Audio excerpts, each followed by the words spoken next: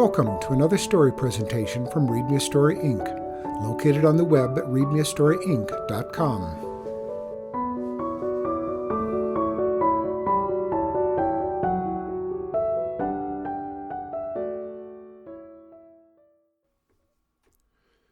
$4.50 by Eric Kimmel.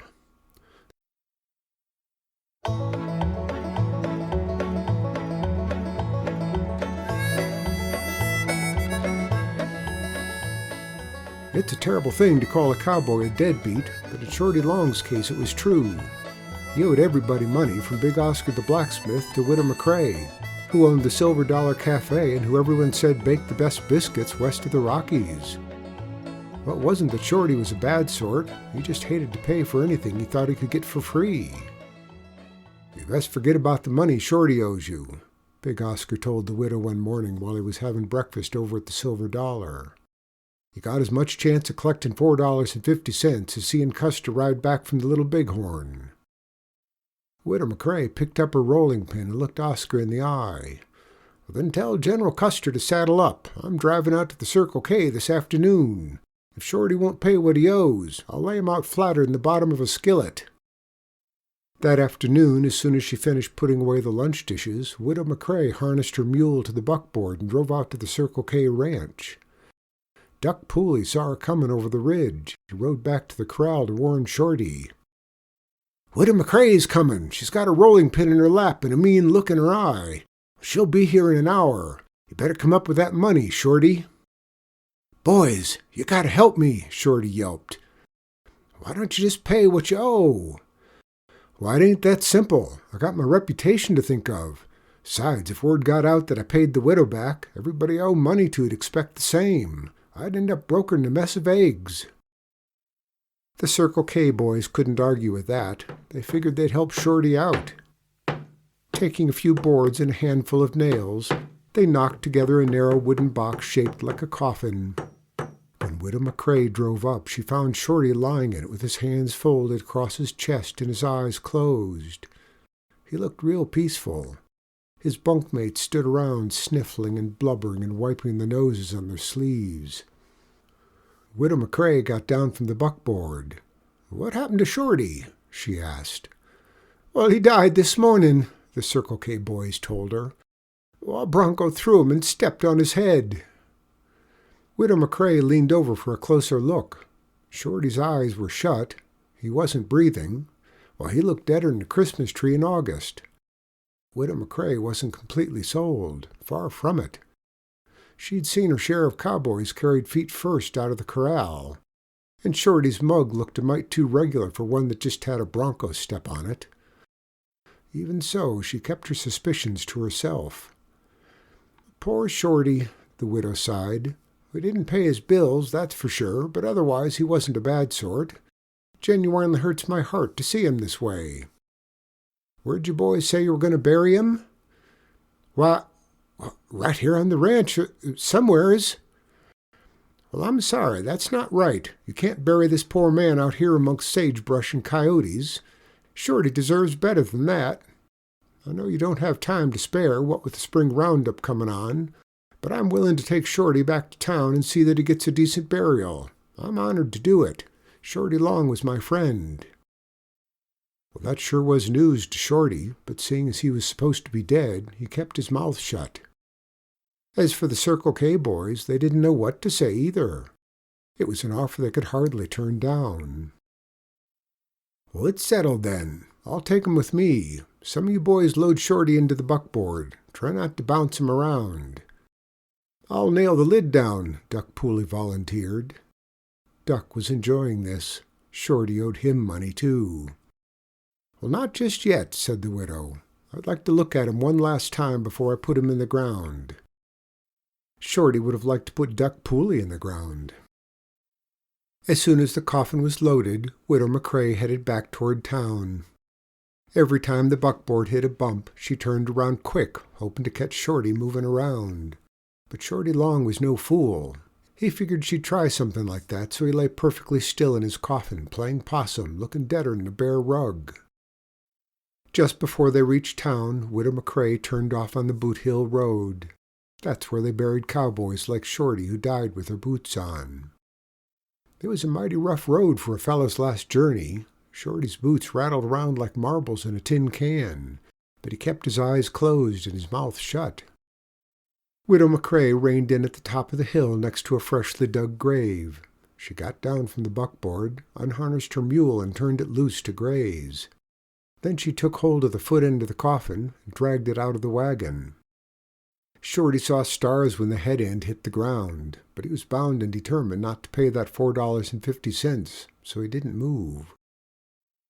Widow McCrae studied him hard. "Shorty, if you can hear me, listen good. I don't believe for 5 minutes that you're dead. I'll be sitting right here with my eye on you all night. If you haven't moved by morning, dead or alive, you're going into the ground." Poor Shorty. Now he really was in a fix.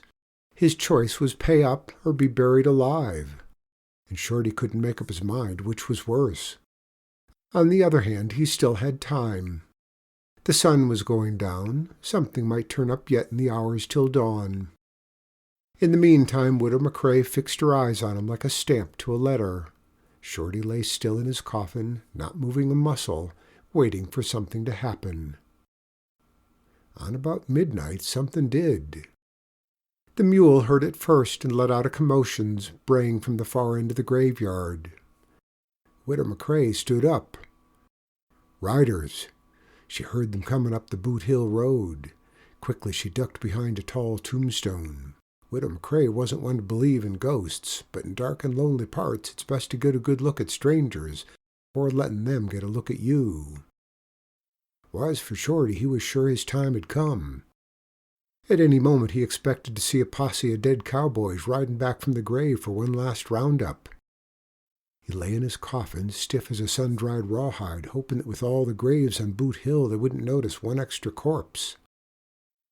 The riders reined in at the top of the hill and dismounted. One lit a lantern. There were 3 rough-looking hombres, big as bears, with knives and pistols stuck in their belts. 2 of them lugged an iron box over to the open grave. Widow McCrae recognized them at once. Big-Nosed George Parrott and 2 of his gang, Smiley Dunlap and the Oregon Kid. The outlaws began talking about a train they had robbed that afternoon just north of Fossil Junction. They'd brought the loot here to divide it up. Boot Hill was the last place anyone would think of looking for outlaws, live ones anyway. Poor Shorty. If Big-Nosed George caught him, he wouldn't have to worry about being a fake corpse. He was so scared his goosebumps had goosebumps. By now he almost wished he'd paid that $4.50. He lay completely still and did the only thing he could do, which was nothing. "Stand back, boys. I'll settle this business." Big-Nosed George fired 3 shots into the strong-box padlock. Poor Shorty nearly gave up the ghost. He thought those bullets were meant for him.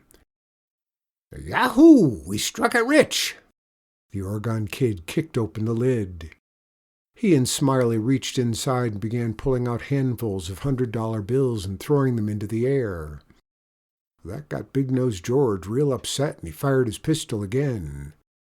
"Quit that clowning. This ain't the circus.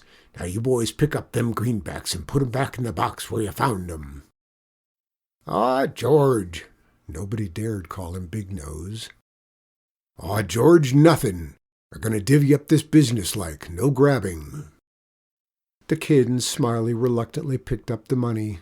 One of the bills had landed on Shorty's nose. Smiley found it first. "Holy Hannah! What's this? There's a dead 'un here." "Well, don't drop your britches, Smiley. Dead 'uns don't bite." Big-Nosed George laughed. He put away his pistol and came over for a closer look. "Why, it's some poor cowpoke whose burying had to wait until morning.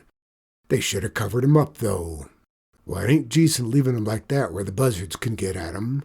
There ain't none of our worry. Bring me the bills, boys. Let's get started." Shorty almost flinched when Smiley snatched the bill off his nose. Big-Nosed George began counting out the loot. He'd never got past the 3rd grade, so he counted real slow. It took a long time. "1 for the Kid, 1 for Smiley, 1 for me. 1 for the Kid, One for Smiley, one for me. One for the kid, one for Smiley. At last the strong box was empty except for one bag of gold dust. "Well, how are you going to divvy that up?" Smiley asked. "We didn't bring no measuring scales." "Well, easy, I'll take it," the kid said. He meant it, too. Lucky for him, Big-Nosed George thought he was fooling. "Nah, we got to do this business-like." "Well, I know, let's play daresies. Last one to back down gets the gold." "Good idea," said Smiley. "Kid, you start." "Okay," the kid began. "Smiley, I dare you to pinch that deaden as hard as you can." Smiley came over to the coffin, grabbed a piece of Shorty's arm, and pinched so hard he almost tore it off. Shorty clenched his teeth to keep from yelling. Smiley turned to the kid. "Well, there, I done it. Now I dare you to twist his ear." "Well, that's easy," said the kid. He walked over to Shorty's coffin, grabbed hold of his left ear, and twisted it around so hard he almost turned it the other way. Shorty didn't know how he kept from yelling that time. All he knew was that if he did, he was a goner. Now it was Big George's turn. The kid and Smiley laughed and said, "Well, let's see you twist his nose." Big-Nosed George drew his bowie knife. "I'll do one better. I'll cut the dang thing off." Well, that was enough for Shorty. He sat up in his coffin and hollered, "Well, now hold on, boys, I ain't that dead." Big-Nosed George nearly dropped his teeth. He and his gang shot out of the graveyard faster than fireworks. Well, as for Widow McCrae, she laughed fit to bust. When she was all laughed out, she came around from behind the tombstone, gave Shorty the scolding of his life. "Why, you rascal, you nearly got your nose cut off for $4.50. Well, poor Shorty was too embarrassed to say anything. He helped the widow gather up the money the outlaws had left behind. In the morning they took it to the railroad agent in town. He gave them a $500 reward to divide between them. Shorty breathed a deep sigh of relief. "Well, I reckon we're even now." "Not quite," said Widow McCrae. "You still owe me $4.50. Shorty stared glumly at his pile of $50 bills. "Well, I don't have no change. How about if I come by tomorrow and settle up?" "I'll be expecting you," said Widow McCrae. "But as far as anyone knows, he hasn't paid her yet."